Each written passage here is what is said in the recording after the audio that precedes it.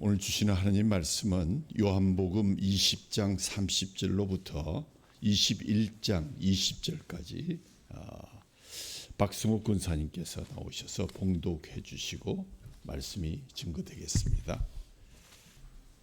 예수께서 제자들 앞에서 이 책이 기록되지 아니한 다른 표적도 많이 행하셨으나 오직 이것을 기록함은 너희로 예수께서 하나님의 아들 그리스도이심을 믿게 하려 함이요 또 너희로 믿고 그 이름을 힘입어 생명을 얻게 하려 함이니라.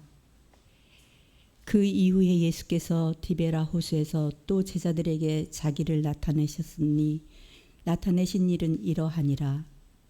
시몬 베드로와 디두모라 하는 도마와 갈릴리나 사람 나다나엘과 세베대의 아들과 또 다른 제자들 둘이 함께 있더니 시몬 베드로가 나는 물고기를 잡으러 가노라 하니 그들이 우리도 함께 가겠다 하고 나가서 배에 올랐으나 그날 밤에 아무것도 잡지 못하였더니 날이 새어 갈 때에 예수께서 바닷가에 서셨으나 제자들이 예수인 줄 알지 못하는지라. 예수께서는 이르시되 얘들아 너희들에게 고기가 있느냐 대답하되 없나이다.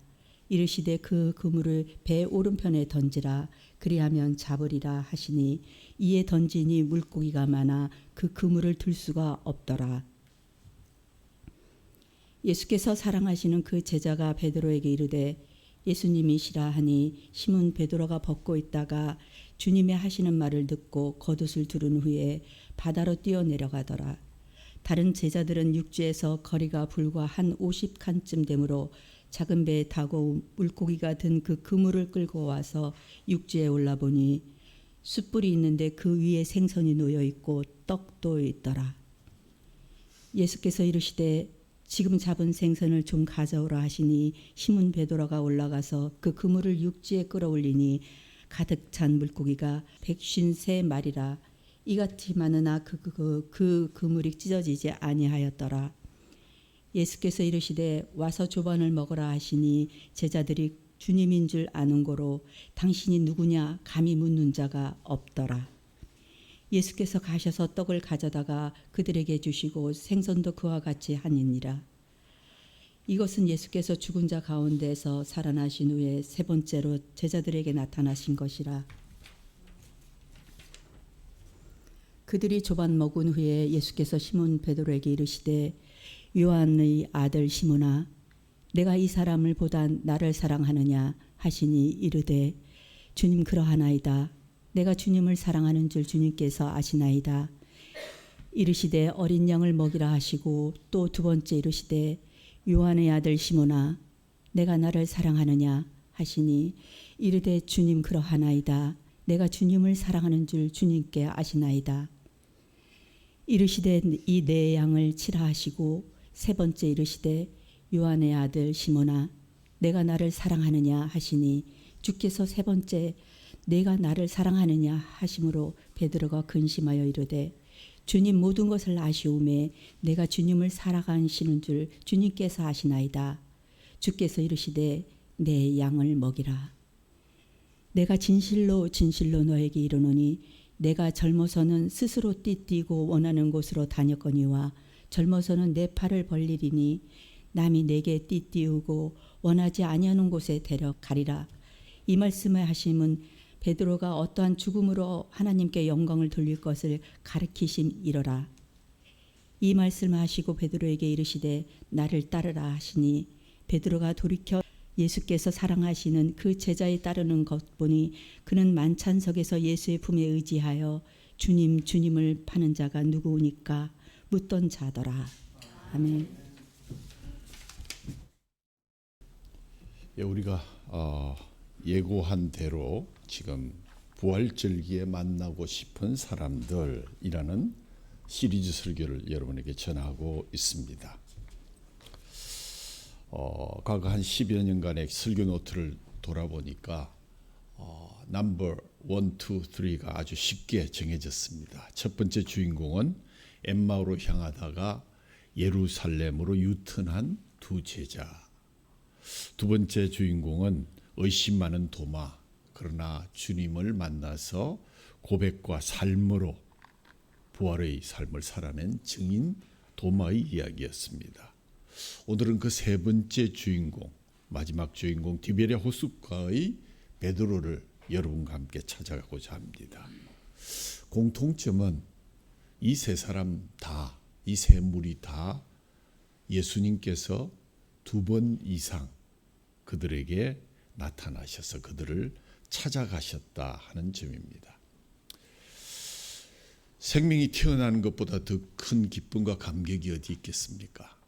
거기다가 죽었다가 다시 살아나는 것은 더더욱 그렇습니다. 예수님께서 부활하셨고 지금도 살아 계십니다.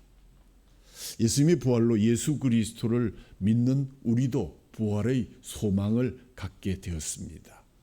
그가 부활의 첫 열매가 되심으로 예수님의 부활이 우리의 부활이 되었기 때문입니다. 그래서 부활절은 소망과 기쁨의 절기입니다. 도마가 고백한 대로 나의 주님이시요 나의 하나님이시리라 라는 그런 고백과 예수님의 코멘트, 너는 나를 본고로 믿느냐, 보지 못하고 믿는 자들은 더 복되도다 하는 그런 말씀을 하셨던 것으로 보아서 결국 요한복음의 마지막 부분의 결론은 예수님을 보지 않고 믿는 자들을 위한 책이었다. 그래서 그 목적을 오늘 우리가 읽었던 거기 31절에 보면 이렇게 써 있습니다. 오직 이것을 기록함은 너희로 예수께서 하나님의 아들 그리스도이심을 믿게 하려 함이요 또 너희로 믿고 그 이름을 힘입어 영생을 얻게 하려 함이라. 끝입니다. 그런데 왜 다 끝난 것 같은 그런 요한복음이 디베랴 호숫가에서의 만남의 이야기가 부록처럼 붙어 있을까? 물론 옛날 성경들이 다 이 양피지나 이런 데 쓰여져서 바깥 첫 번째하고 끝쪽 부분이 많이 떨어져 나가기도 하고 또 새로 붙이기도 했다는 그러한 학설도 있긴 합니다만은 그렇지 않습니다. 요한복음이 실질적으로 마감되는 느낌을 주는 앞장에서 예수님의 이야기는 다 끝이 났다고 보아야 하는 것이 상식적일 것 같은데 성경은 결코 상식적이지 않습니다. 무엇을 말씀하시려는 것일까? 곰곰이 생각해 보면 좀 꺼림직한 걸리는 부분이 있습니다.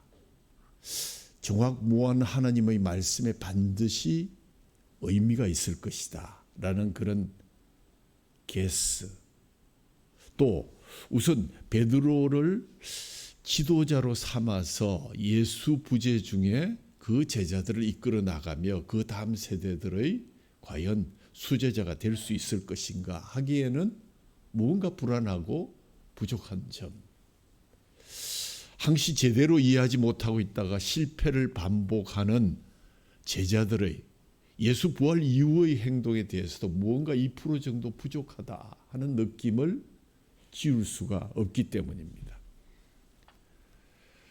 특히 예수님을 3번이나 부인했던 베드로가 여전히 예수가 맡기신 과업을 예수님 없이도 이끌어 나갈 만한 그런 지도자가 될 것인가? 오늘날뿐만 아니라 특별히 한국에서 과거사 논쟁이라는 그러한 제목을 가지고 정적들을 마구잡이식으로 감옥으로 보내고 결국 억울한 옥살이를 하고 나온 분들의 모습을 보면서 베드로가 지금 한국에 있다면 그는 영락없이 과거사의 제목으로 감옥에 들어가서 다시 살아나지 못했을 것이다 라는 그러한 엉뚱한 묵상도 해보았습니다. 일말의 불안이 있는 것이 사실이었는데 그런데 오늘 요한복음의 예수님은 부록과도 같은 본문의 제자들과의 3번째 만남을 통해서 이 문제의 답을 정확하게 우리에게 주고 계십니다. 다른 세 복음서가 지도자로서의 베드로의 권위의 회복과 그 단서를 전혀 알려주지 않았던 반면에 요한복음은 신약 성경 전체를 통해서 역사적인 궁금함을 이야기하는 베드로의 그 실패 이후에 어떻게 회복된 것인가에 대한 답변의 내러티브를 오늘 본문을 통해서 우리에게 들려주고 있는 것입니다. 도마 이야기 때도 요한 사도에게 참 감사를 했습니다. 도마가 아니었더라면 우리가 사도 요한이 아니었더라면 도마를 잃을 뻔했다 하는 그런 표현을 했는데 오늘도 요한 사도에게 감사를 표해야 될 것 같습니다. 우리가 만나고 싶어 했던 세 번째 인물인 베드로를 요한의 기록을 통해서 만남으로써 부활하신 주님을 다시 만나는, 주님의 그 따뜻한 품을 다시 한번 확인하고 주님의 사역은 주님이 없어도 계속될 수 있겠구나 하는 그런 소망을 가지는 그러한 이야기를 우리가 읽게 된 것입니다. 요즘 텔레비 프로그램 중에서 가장 뜨는 두 장르가 있다고 그러는데 하나는 트로트라는 개념이고 하나는 먹방이라는 개념이랍니다.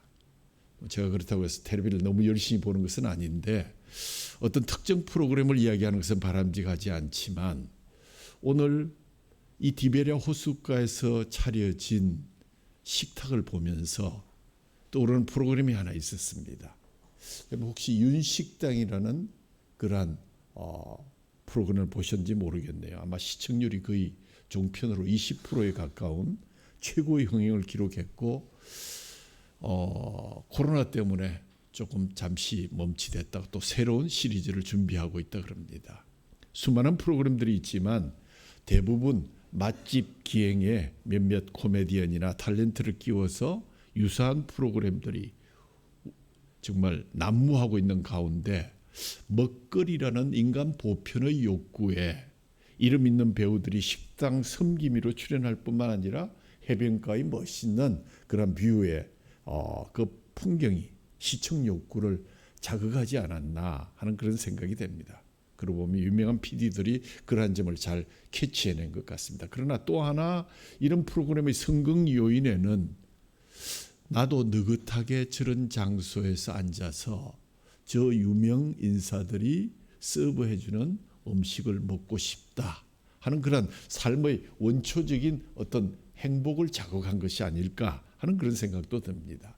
바닷가, 파도 소리, 맛있는 음식, 따뜻한 삶의 대화, 가끔 나타나는 이국인들과의 그러한 대화, 회복을 위한 최선의 치료적인 환경이 아닐까. 그래서 이 프로그램의 원조는 예수님이시다 하는 그런 엉뚱한 생각도 해보았습니다. 오늘 본문에 그런 회복의 드라마가 갈릴리 디베랴 호숫가에서 펼쳐지고 있습니다. 1절에 21장 1절에 그 후 부활하신 후에 예수께서 디베랴 호수에서 또 제자들에게 자기를 나타내셨으니 나타내신 일은 이러하니라. 쭉 길게 우리가 읽었습니다. 그 후에 언제? 지난주일 도마에게 나타나셔서 제자들에게 평강이 있을지어다. 보지 않고 믿는 자가 더 복되다 하고 돌아가셨던 두 번째 주일에 나타나셨던 예수님이 오늘 또 세 번째 제자들을 만나러 오셨습니다. 마지막 절인 14절에 보니까 중간에 이 테마의 마지막에 보면 이것은 예수께서 죽은 자 가운데서 살아나신 후에 세 번째로 제자들에게 나타나신 것이라. 퀴즈를 하나 내려고 했는데 아마 다 알 것 같아서 퀴즈는 안 하고 설명합니다.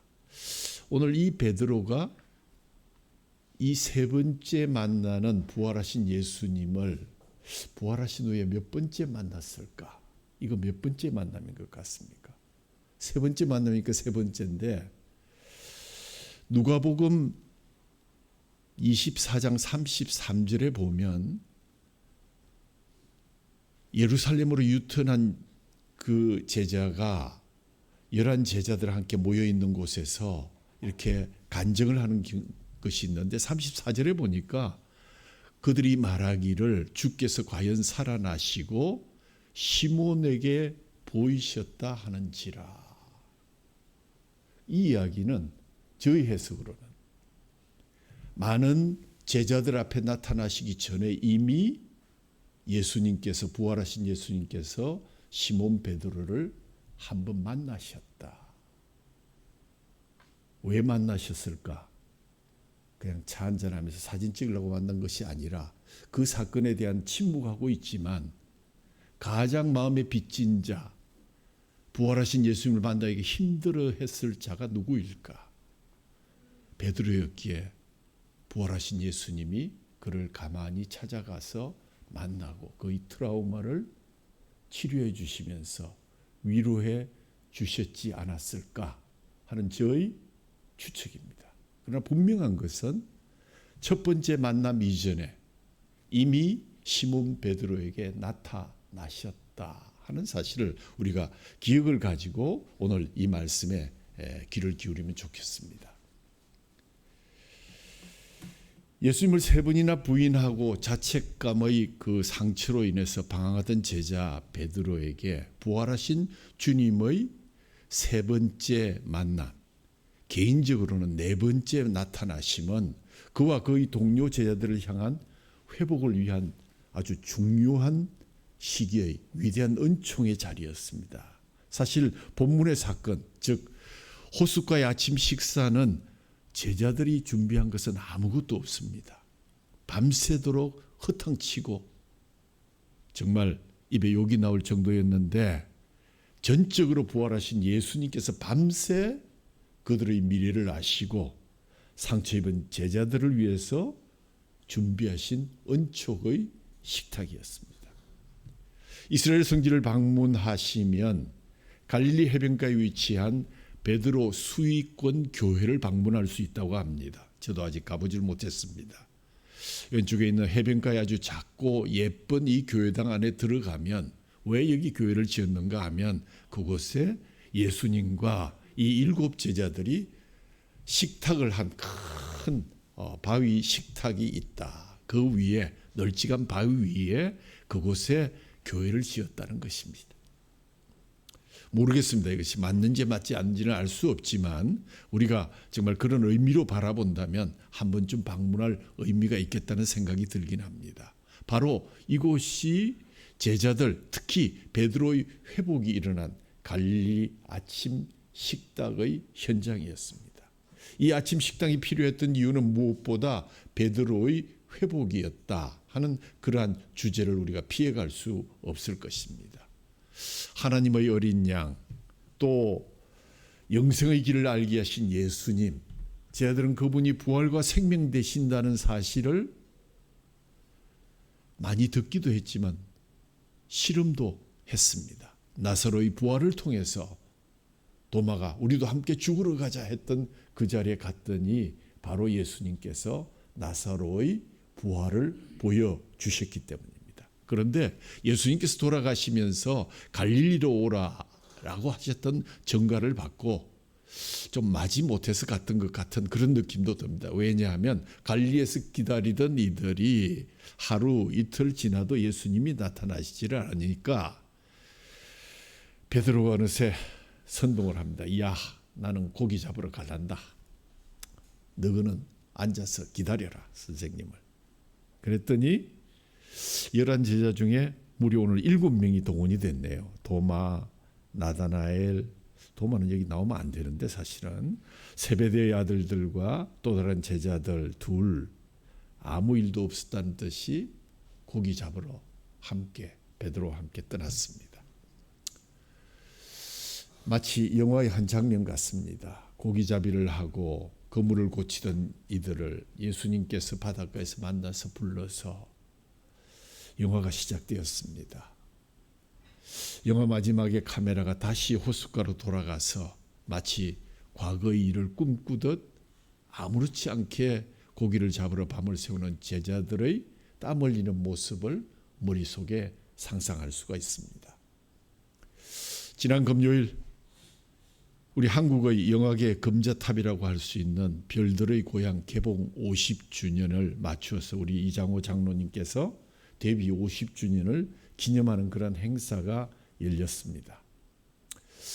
평소 저희들과 너무 친근하게 지내주셔서 거장 감독님의 위용을 모르고 지냈던 것이 참 죄송스러웠다 하는 생각도 느껴졌고, 한편으로 역시 우리가 알던 것처럼 우리 장로님의 솔직 담백한 인간성과 깊은 50년 전에 그러한 영화를 만들 수 있었던 예술성이 많은 영화계의 선후배들에게 귀감이 되었다 하는 그러한 사실을 확인할 수 있었습니다.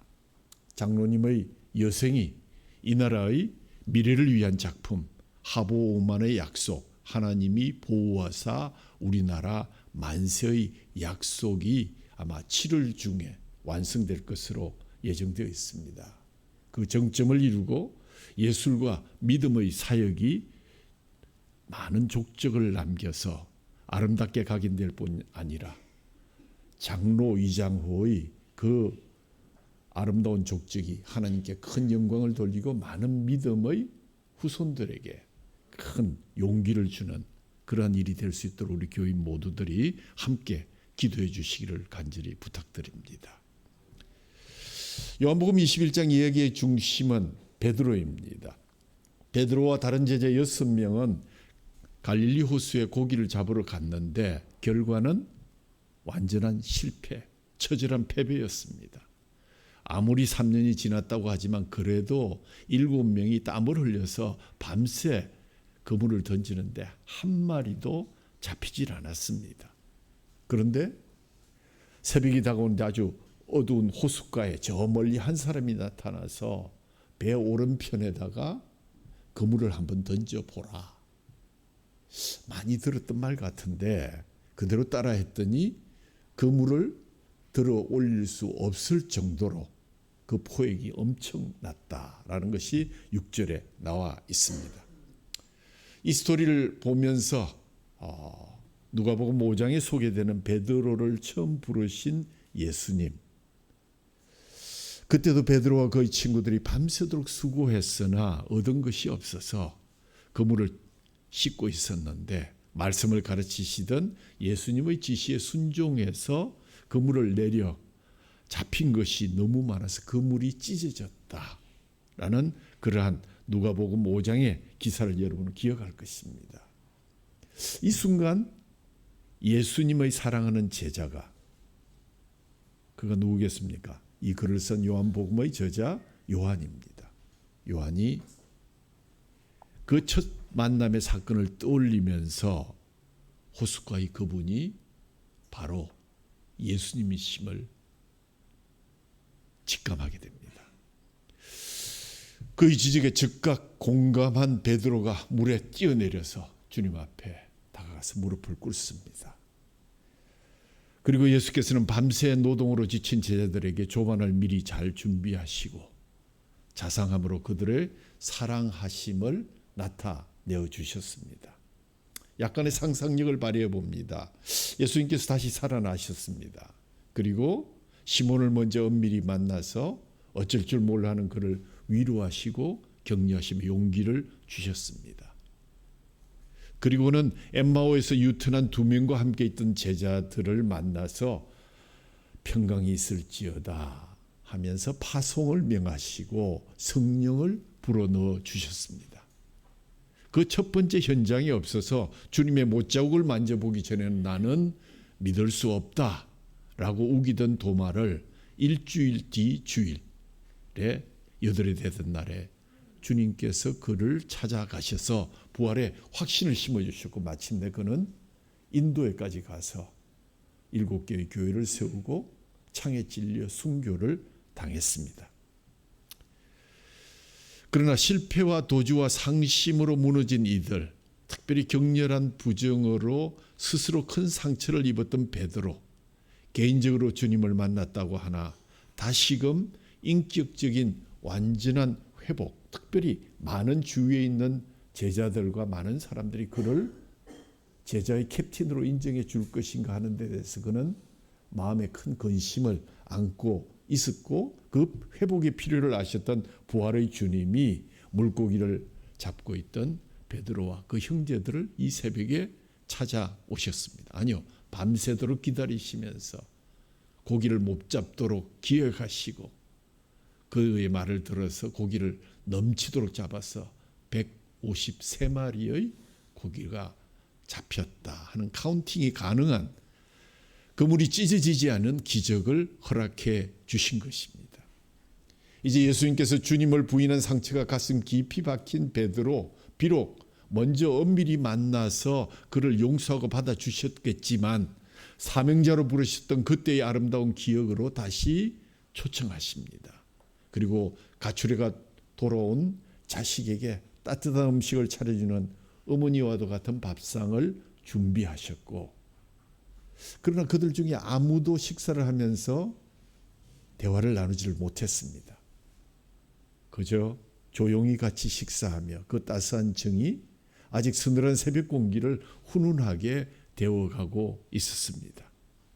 회복의 식탁을 나누셨던 디베랴 호숫가의 식탁은 우리 모두가 참 복잡한 세상 속에서 한 번쯤 초대받고 싶은 버킷리스트가 아닐까, 그런 생각을 해보게 되었습니다.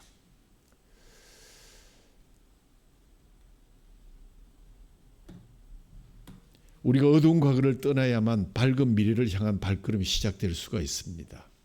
우리가 과거의 실패나 상처에 매인 바 되면 미래는 그저 암울해질 뿐입니다. 현대 심리학에서 자주 사용하는 말이 성인아이, 성인아이란 말은 adult child라고 그러는데, 어린 시절의 상처를 극복하지 못해서 상처받은 아이가 상처받은 성인의 형태로 그 삶을 계속 연장하고 있는 많은 그런 환자들이 있다는 이야기입니다. 본문에서 베드로와 제자들의 시간은 미래가 아닌 과거로 역류하고 있습니다. 왜요? 시몬 베드로가 나는 이제 다 때려치우고 물고기 잡으러 가겠다 하니까 다른 제자들이 기다렸다는 듯이 우리도 함께 가자. 그날 밤에 아무것도 잡지를 못했습니다. 베드로와 제자들이 메시아 대신 예수님을 처음 만났을 때 그들은 고기 잡는 어부였습니다. 그물을 버려두고 사람을 낚는 어부, 인간의 영혼을 구원하는 전도자가 되고자 삶의 방향을 바꾸어서 나를 따르라는 한 청년의 뒤를 따라갔던 것이 3년 전의 일이었습니다. 근데 그들이 지금 예수님과 만나기 전의 과거처럼 물고기를 잡으러 돌아가야겠다, 과거로 회귀하고 있기 때문에 그들이 돌아가는 과거는 그들에게 성공을 제공할 리가 없습니다. 예수님을 만나기 전 그 과거의 한때처럼 실패가 반복되고 있습니다. 예수님 없이는 과거는 결코 재기의 장소가 될 수 없다는 사실을 우리는 기억해야 할 것입니다. 그럼에도 불구하고 차라리 예수 안 믿던 때가 더 좋았다 라고 선동하면서 돌아가기를 유혹하는 유혹들이 얼마나 많습니까? 어떤 분은 나도 옛날처럼 고스톱판에도 한번 가고 술자리에도 한번 가고 춤도 한번 추고 이랬으면 좋겠다 하는 그런 유혹, 바로 제자들의 미성숙한 영적 상태가 그런 것이었고, 그때 예수님이 제자들을 어떻게 부르고 계십니까? 예수님께서 나이는 비슷한데 얘들아 너희에게 고기가 있느냐.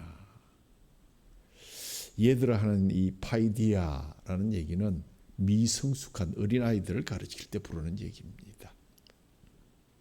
영적으로 아직 성숙하지 못한, 여전히 성숙하지 못한 너희들, 오늘 내가 너희들에게 식탁을 대접하면서 너희들의 믿음을 다시 한번 교정시켜 주고 싶다 하는 그런, 미래로 나아가지 못하고 미적거리며 과거의 시간에 붙들려 있던 이들에게 예수님께서 나랑 식사하면서 이야기 좀 하자.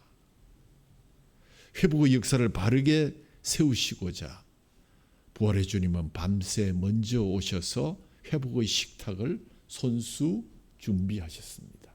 가끔 주일날 저는 이곳에서 말씀을 전하기 전에 밤새도록 주 성령님께서 이 자리에 오셔서 우리의 예배를 준비하고 계셨다라는 것을 느낄 때가 있습니다. 우리도 우리의 회복을 위해서 성령님께서 밤새 이곳에 말씀의 식탁을 차리시고 여러분을 맞이하고 계셨다라는 생각을 자주 했으면 좋겠습니다.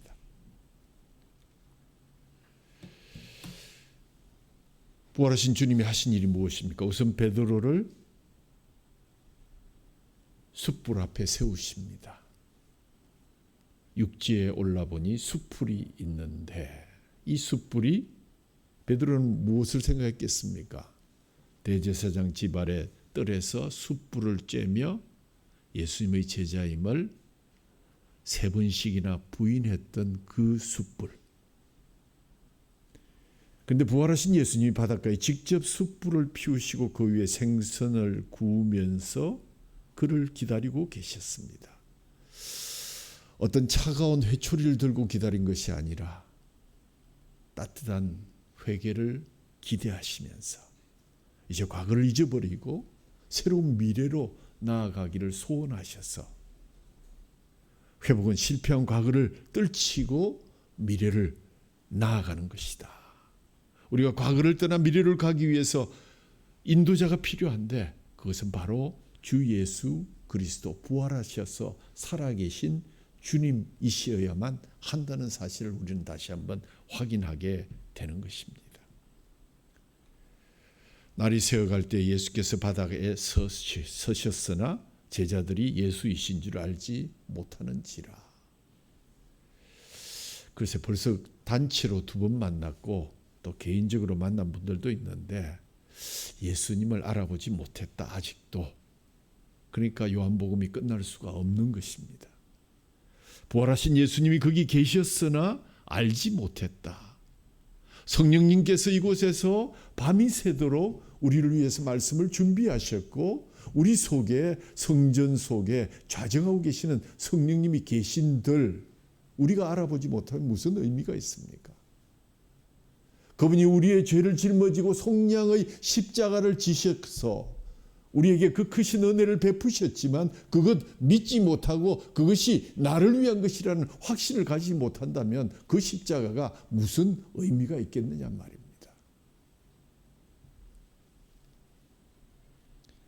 5절에서 물고기를 잡고 있는 제자들에게 말을 거십니다. 뭐 좀 잡은 게 있느냐? 하나도 없습니다. 신경질 내면서 얘기했겠죠? 이르시되 그물을 배 오른편에 던지라. 그리하면 잡으리라. 무슨 헛소리를 하고 계십니까? 하고 싶었지만 그럴 수가 없었습니다. 왜요? 예수님이셨기 때문에. 이에 던졌더니 물고기가 많아 그물을 들 수가 없더라. 이때 사랑하시는 제자 요한이 베드로에게 말하되 주님이십니다. 이 주님이시라는 말을 그냥 한글로 이렇게 표시를 해놨지만 호 퀴리오스 에스틴, 호 퀴리오스 에스틴, 놀라운 발견의 감탄사. 아, 이분이 바로 우리 주님이십니다. 부활하신 주님, 살아계신 주님이십니다.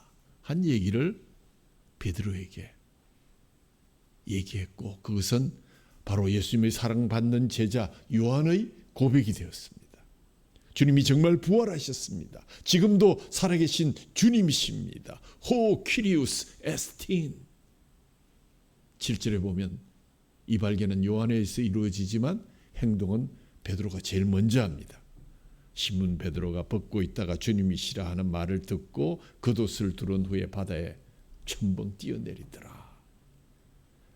베드로에게 들려와 베드로를 행동하게 만든 메시지. 이분은 정녕 주님이시다. 호 퀴리우스 에스틴. 주님은 부활하셨습니다. 그분은 살아계십니다. 그분이 직접 우리를 찾아오셨고 그분이 직접 고기를 구우시고 우리에게 아침 식탁을 준비하셨습니다. 주님의 현존을 확인하는 식탁이 되었습니다. 예수께서 이르시되 와서 조반을 먹으라. 얘들아 같이 식사나 하자 했더니 제자들이 주님이신 줄을 알고 당신 누구요? 하는 사람이 한 사람도 없었더라. 당연하지요. 요한이 발견한 후 고백하고 베드로가 이 고백에 동참하고 다른 제자들도 얼른 알아차리면서 그 고백에 동참했다는 것입니다. 어디 동참했다는 말이 있습니까? 주님이신 줄을 아는 고로. 호 퀴리오스 에스틴, 주님의 현존을 확인하게 된 것입니다. 부활하신 주님의 현존, 이 발견, 이 고백이 우리로 하여금 과거를 떨치고 일어나서 미래로 나아가게 하는 그러한 식탁의 자리로 인도한 것입니다. 유명한 선교사 리빙스톤이 16년간의 아프리카 선교 1차 사역을 마치고 고국에 돌아왔습니다. 글라스고 대학에서 명예박사학위를 받고 선교 간증을 하는 자리에서 이런 말을 남겼습니다. 저는 지난 여러 해 동안 30번 이상 죽음의 위기를 넘기면서 저를 지치게 한 그 땅, 언어도 생소하고 저를 향한 사람들의 태도도 불확실하고 때로는 적대적인 그 땅으로 다시 귀환할 것입니다. 그 이유는 내가 세상 끝날까지 너와 함께 있으리라고 하신 부활하신 주님의 현존을 믿기 때문입니다.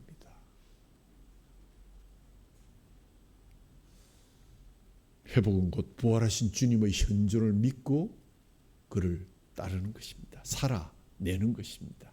치열한 삶을 통해서 주님이 부활하셨다는 것을 드러내는 일이라고 생각됩니다. 시몬 베드로가 올라가서 그물을 육지에 끌어올리니 가득히 찬 큰 물고기가 153마리라. 이같이 많으나 그물이 찢어지지 아니하였더라.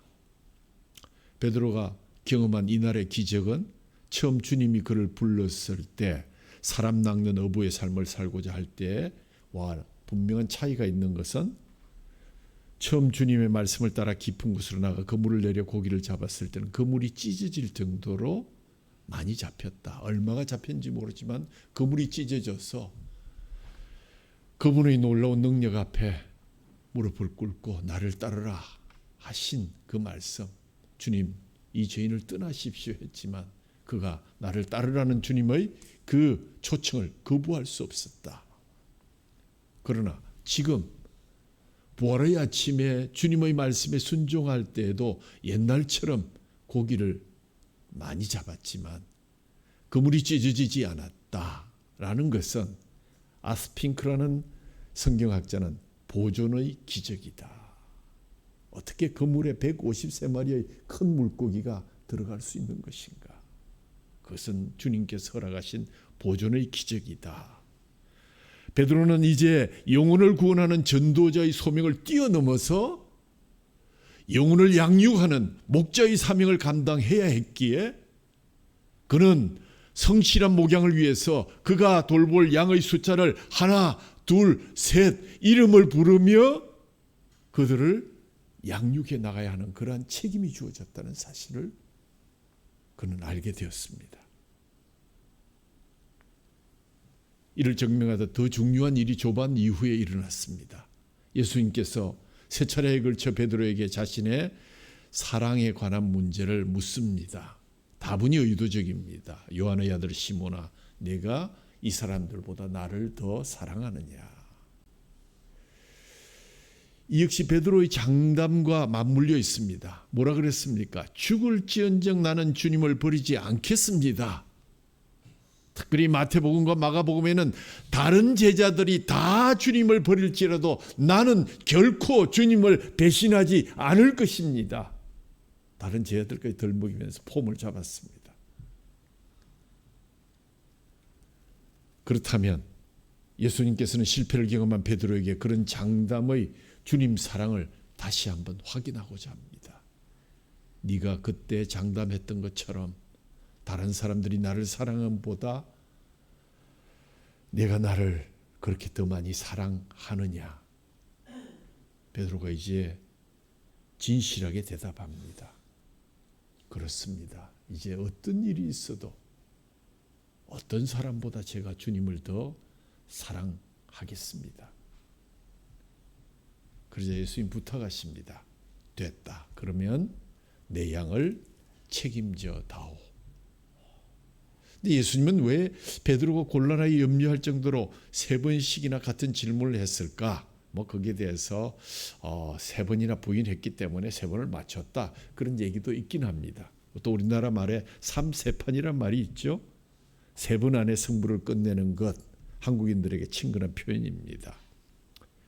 그것은 베드로를 의심해서가 아니라 그를 사랑하여 아꼈기 때문에 3번 부인한 상처가 깊이 새겨져 있었기 때문에 주님을 부인한 그 비겁한 과거를 씻고 그가 정상적인 부활하신 주님을 뵙고 괴로움의 근원을 치유하시고 예수님께서 베드로에게 3번의 부인을 상쇄하는 3번의 사랑 고백을 통해서 그에게 내가 황급결에 나를 부인했지만 너희 심중에 나에 대한 진심, 사랑 그거 변함없다는 것을 내가 알게 되었다.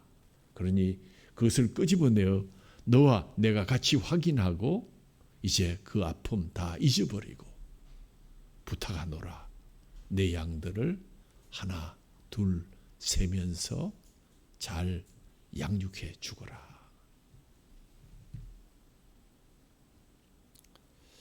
여기는 또 다른 면에서 예수님과 베드로의 관계의 문제를 방금 얘기했지만 주위에 있는 다른 제자들 또 훗날 베드로를 캡틴으로 모시게 된 많은 사람들에게 확신을 시켜주는 그러한 자리였다라고 해석할 수 있을 것입니다. 왜냐하면 베드로의 3번 부인 사건은 당시 사람들에게는 아마 큰 스캔들이었을 것입니다. 예수님의 수제자라는 친구가 말이야 3번이나 예수님을 부인했대. 그것도 여종들한테 말이야. 과연 베드로가 그런 비겁한 부인을 하고 나서도 여전히 교회의 지도자로 살아남을 수 있을까? 예수님이 그를 믿고 그에게 정말 교회의 지도자의 자리를 넘겨주실까?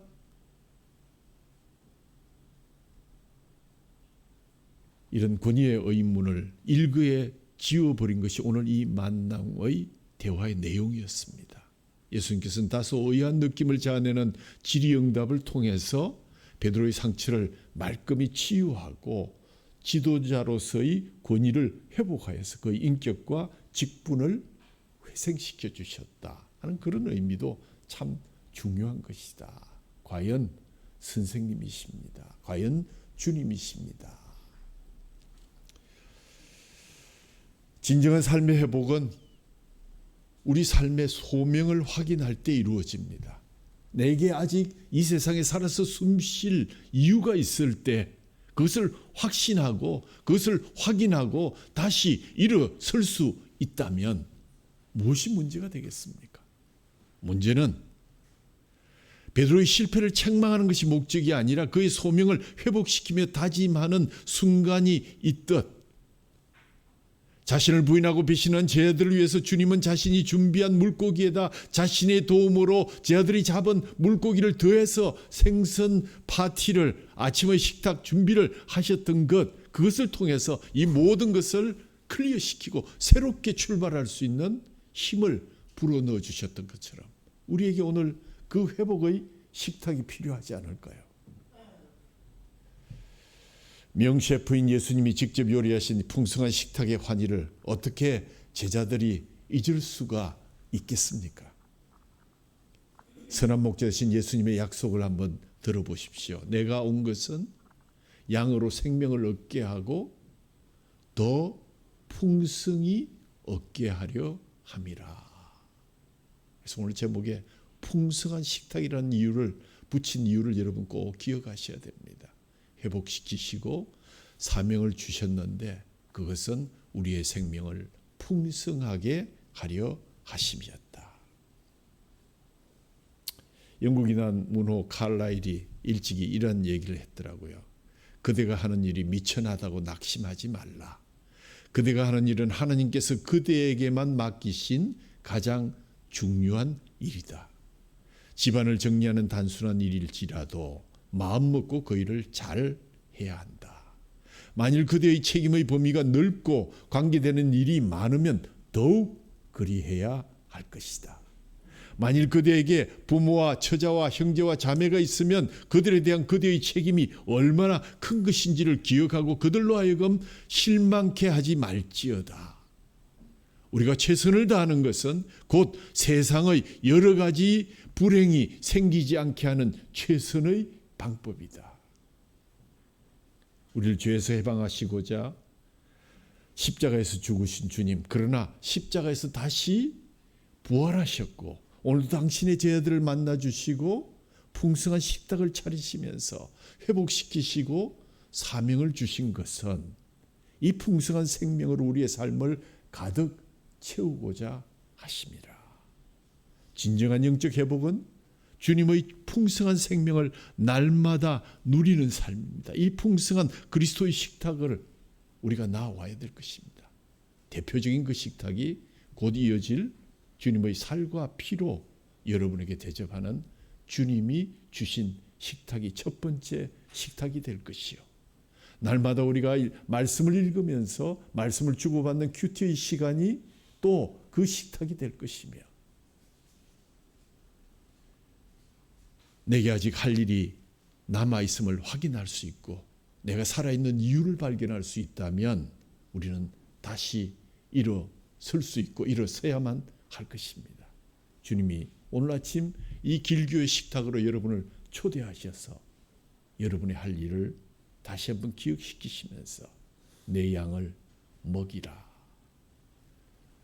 한 명, 두 명 이름을 기억하며 내 양을 먹이라. 오늘 여러분은 준비해 오셨을 것입니다. 내가 전도해야 될 대상자가 누구인지를 써오셨을 것입니다. 그분들이 전도를 받아서 구원되고 되지 아니하고는 하나님이 하실 일입니다. 그러나 그분들의 이름을 주님 앞에 내어놓고 우리가 함께 기도하는 일은 우리가 최선을 다하는 일의 기본이기도 할 것입니다. 준비하지 못하신 분들은 오늘 돌아가시기 전에 용지가 있습니다. 여러분들 꼭 9월 우리가 5월 12일 날 VIP 초청잔치에 초청을 해야 된다. 그것 중요한 것 아니라, 그것도 중요하지만 우리가 정말 주님 이 생명을 살려주십시오. 저도 많은 사람들의 리스트에 올라서 주님이 저를 이곳으로 불러주신 것을 기억하면서 이 오늘 아침 우리에게 주신 이 식탁에서 그들의 이름을 주님 앞에 드립니다. 주님, 그 이름을 받아 응답하여 주옵소서. 아직 할 일이 남아 있습니다. 다시 일어설 수 있어야 합니다. 찬송가 198장 같이 부르시면서 오늘 말씀의 뜻을 묵상할 수 있기를 바랍니다. 찬송가 198장입니다.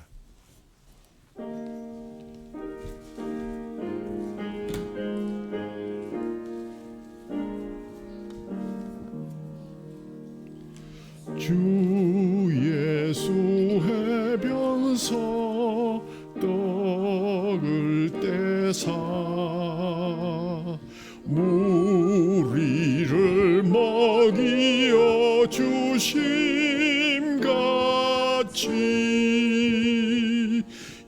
영생의 양식을 나에게도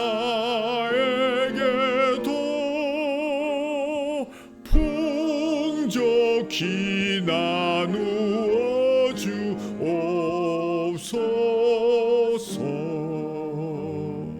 생명의 말씀이 나의 주여 목말라 주님을 찾나이다.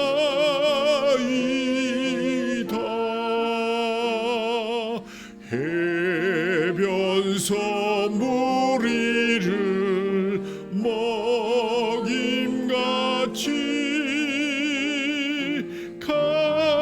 갈급한 내 심령 채우소서.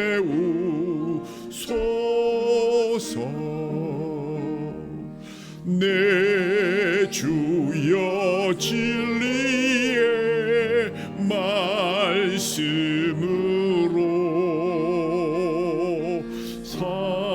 사슬에 얽매인 날 푸시사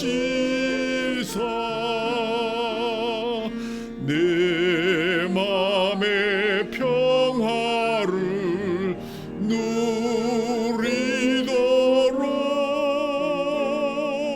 영원한 증명을 주옵소서. 성령을 내 맘에 보내셔서 내 어두운 영의 눈 밝히시사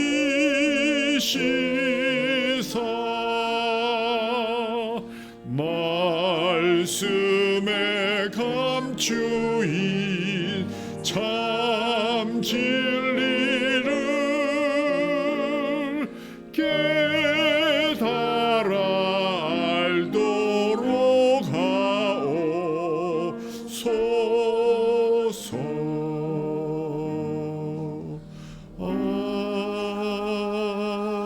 아멘. 사랑과 긍휼이 풍성하신 하늘에 계신 우리 아버지, 우리를 죄에서 해방시키고자 다시 살리시고자 십자가에서 죽으신 주님, 그러나 십자가에서 다시 부활하셔서 오늘도 당신의 제자들을 만나주시고 찾아주시는 이유는 풍성한 생명으로 우리의 삶을 가득 채우고자 하심입니다. 하나님, 우리 주 예수 그리스도께서 잡히시던 그날 전날 밤 우리에게 허락하신 주의 식탁을 저희들이 받습니다. 먼저 우리를 돌아보고 회개할 것 회개하게 하시고 주님의 그 깨어진 살과 마지막까지 흘리신 주님의 그 보혈을 먹고 마심으로 우리가 다시 일어서야 하고 내게 할 일이 아직 있음을 확인하는 주님의 만찬의 식탁이 되게 하여 주옵소서. 우리 주 예수 그리스도 이름으로 감사하며 기도하옵나이다. 아멘.